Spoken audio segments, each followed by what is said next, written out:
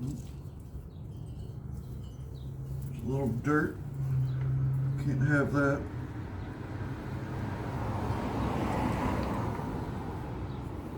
All right. Well, anyway, so welcome back to Close Enough Garage. We're going to tackle something real quick and easy today that costs a lot of you guys money at the shop that you don't really need to be spending because it's such an easy job to do at home. The bare minimum tools, don't really even need any steams or anything else. There was a hot pink SUV just passed by. Anyway, we're going to be doing oil changes. Real quick, I want to go over a few things. The type of oil, I don't really care because I change mine a lot. This is Valvoline Motorcycle 4-stroke 10W40. Owner's manual on this, if I recall, called for like 1030, 1040, something like that. A little over 4 quarts, so I got 4 quarts of it here. I have used, and I've seen other guys personally use, Shelvertella T5 on bikes. I use that in a 74 CB750K that I had. And it doesn't really matter. Just make sure that if you've got a wet clutch, the oil you use is for your wet clutch. If you have a dry clutch, make sure it's good for that. At the end of the day, don't take the word of some idiot on YouTube. Go ahead and do your own research and get your own information. Same thing with oil filters. I went with K&N, and the reason for that is because they tape the boxes shut. The other reason for that is because I have monkey brain and the oil filter is chrome. And I got a lot of chrome on the bike. So I did a Harley guy thing and said, I don't care if it's good, I want it to be shiny, even though it's under the bike where no one's going to see it. But there we have it. These K&N ones actually do have a neat feature on them. Some other ones do as well, and that's this hex head here, and then it's got a hole all the way through it. So it makes it a lot easier to put it on and take it off because all you need is that looks like maybe always not the right size or first size you grab. It's about a 17 millimeter hex, something like that. That's exactly what it is. And that way you don't even need special tools next time you go to change your oil. You don't need the jaws of life to reach on or hook onto that filter and clamp down on it and twist it. They also make other ones. I've got to get a set personally. I do need them. It goes on like a standard 3/8 ratchet. And it's got an attachment that goes around the end of the oil filter and locks on so you can twist it either way. Really, if it's done right and you do your oil changes often, that filter shouldn't be seized on there anyway. Mine probably is. This oil change was due sometime last year, but obviously I wasn't feeling that great and I wasn't doing it. Now, with most of these bikes, most of these metrics at least, if they've got internal oil, not an external tank, you're going to find usually one oil plug, most likely on the left side of the bottom of the engine, because when it's on the kickstand, the bike leans that way, all the oil flows that way. It's the easiest place to get all your oil out. This bike's like that. The Shadows are both like that. The 750K had one plug on the bottom of the engine that you could drain from, and it also had one on the external oil tank behind the side cover. Now you get into like Harleys and stuff, you want to look up what oils and all that you need for those because they're going to have the engine with engine oil, and then you need other fluids for the primary because you got drains on the engine, the primary, and the transmission, and you got to drain them all and then refill them with the right fluid. A lot of the metric bikes, the filter is going to be underneath of the engine where it makes the most sense to not make a mess. Harleys are going to have it up here in front of the front jug on most of the newer engines, and you take it off and it, no matter what you do, it's going to spill all over. So if you're doing an oil change on a Harley, get a bottle of like carb cleaner or something like that to go ahead and help clean up your mess, a box of rags, because I've done a bunch of them and it always leads to a mess. But anyway, we're going to go ahead and get straight into this. Like I said, this is going to be typical for the majority of metric bikes. It's a very easy, very straightforward job. You just basically drain the oil out, take the old filter off, put a new copper washer on the oil plugs, that way it seals nice. and slap your new filter on there. I'll go over a couple little tips and tricks with all that stuff, but yeah, we'll get moving on this. All right, we're back under the bike. I'm on the right side now. Just easier to reach everything, easier to get it off. So on the VTX 1300, we actually have 2 drain plugs. I forgot to mention that. Have one right here up front, and there's another one right here in the middle. What you're going to do is go ahead and remove the front one first. Get your oil pan under it, collect all that oil that drops out. Put a new crush washer on. I'll show you what that does and how that works, and then put that one back in. Jesus. Take that one off and do the same thing.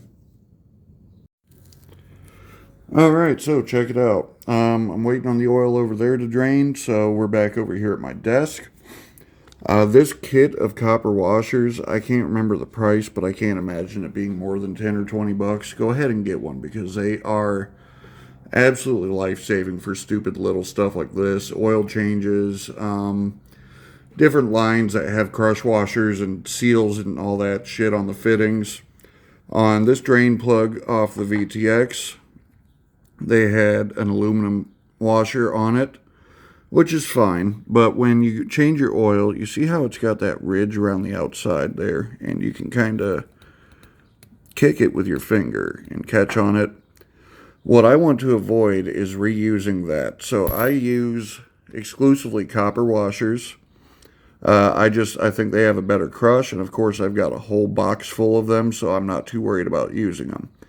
When you put a washer of any kind on, they've actually got a flat side with almost kind of rough edges, and then they've got a smooth, slightly rounded side. You want to put the smooth, slightly rounded side against the nut or the bolt that's being fastened down. So in this case, this is the flatter, rougher side. Focus, there we go. And then the smooth, rounded side is against the head of that bolt. Now I'm going to go ahead when I pull the other drain bolt out and drain that oil. I'm going to put this in place of the aluminum one on that too. Throw those aluminums in a scrap box somewhere and go ahead and tighten these down to the required amount of pressure. Alright, now the last thing you're going to change and the last place you're going to drain some oil from is the filter. That orange and black frame is what was on this bike, and that's what we're going to replace with the KTM. Sorry, K&N. Got a lot going on. My brain's a little fried today. First, I'm going to grab it with my hand and see if I can get it turned off here barehanded. That's coming. So, once you get that off, loosen it a little bit. It's going to be a third place that you lose oil from while you're doing this change. So, I'm going to wait for the last strings of that black oil there to drain out. And go ahead and move the pan over and pull that filter off. Now, when you put your new filter on, get the new one open here. They've got this black rubber ring around it. You want to take just a little bit of your old oil. Stay. Thank you. Just get a little old oil on your finger. And yeah, that stuff is black and thick. Go around it. Just kind of put a film of it on there. It's going to help with the sealing against the engine. And then you go ahead and you only really want to put it on hand tight plus maybe an 1/8 to 1/4 of a turn max. You don't want to crank it on there. And another note, once you're done with this job, save your oil, take it down to many of the parts stores that will recycle it for free. I'm right down the street 5 minutes away from AutoZone, so that's the one that I typically use, and I've used them for many years. Oil, transmission fluid, brake fluid, they recycle all of that stuff. Don't let it go back into the ground. Alright, so we got the new filter on there. Drain plugs have all been tightened up. Not a whole lot. I put like maybe 8 foot-pounds on them. I don't know. But go ahead and wipe off your filter, your drain plugs, and the pan around it and all that. And if you're a cool guy like me, knock the dirt off your Guardian Bell and your cool guy underglows, and we'll move on to putting oil in the bike. So, Right off the bat, I'm distracted. My wife's actually learning how to make leather, or work with leather. So she handmade and hand painted this keychain for me. That's pretty cool. Now, in a matter of full transparency, there's an oops with this bike, and I'm going to be clear about it so that way somebody else can learn from my mistakes. If you could really call it a mistake, because I didn't check the oil when I bought this thing 2 years ago. Didn't check it all last season. Don't really care. I've got the means, the ways to do it. If it screws anything up, I was going to just rebuild the engine itself and upgrade it while I was in there, so I wasn't too worried. That being said, not only was this oil disgustingly black and thick, it also only put 2.5 quarts into the jug that I used to measure how much comes out. Well, this bike's capacity is right around 4.3 quarts. So we're almost 2 quarts low.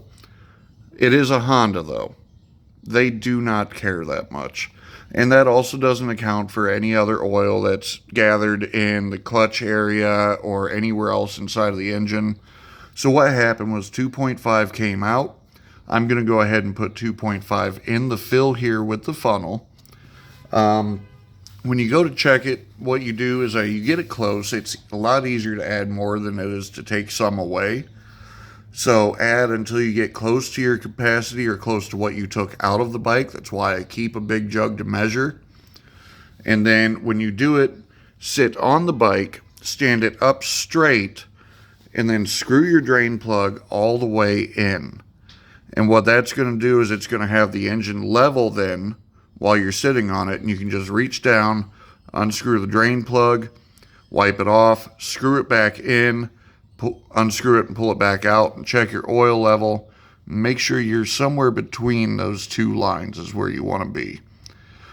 And if you're not quite there yet, go ahead and add another splash, another 1/4 of a quart, whatever. And same thing with the bike standing straight up. Go ahead, insert a dry, clean dipstick in.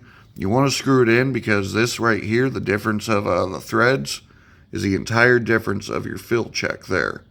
So you don't want to just dip it in and pull it back out. You're going to put in more oil than you need.